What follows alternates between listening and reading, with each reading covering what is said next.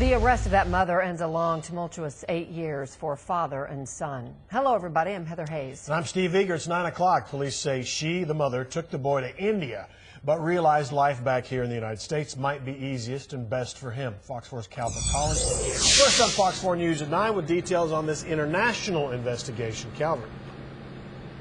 Well, Steve, McKinney detectives hoped but didn't know if they would ever be able to return Drew Dries to his dad, Dean. For 8 years, they tracked his mother's movements all over the world, and it wasn't until last night the mother and son arrived at DFW Airport. She greeted by officers, Drew by his dad. It touches our hearts. A hug, 8 years in the making. We are just so happy to have brought this reunion together. 10-year-old Drew Dries last saw his father when he was just 2. Dean and Padmashini Devi Dries divorced and shared custody of their son.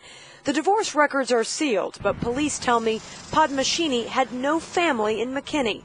In December 2006, she took the toddler to her native India to raise him there. McKinney police then enlisted the help of local and federal agencies, even Interpol, to find the pair.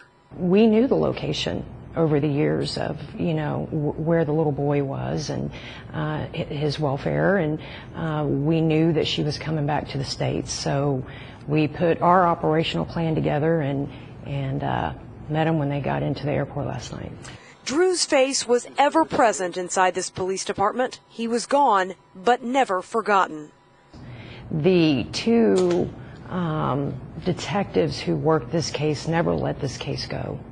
It was never stuck in a drawer and forgotten about. It was always front and center. Dean Dries remarried and had more children, but never stopped searching for his son. In the last few months, the father and son talked on the phone and over Facebook.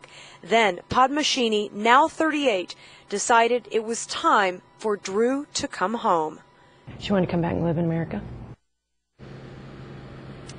Now, the Dries family did not want to speak to the media today, but we've learned that this will be the first time that Dean and Drew have lived together since the little guy was a baby. As for Padmashini Dries, she is in the Collin County Jail charged with interference with child custody and sitting there on a $10,000 bond, Heather.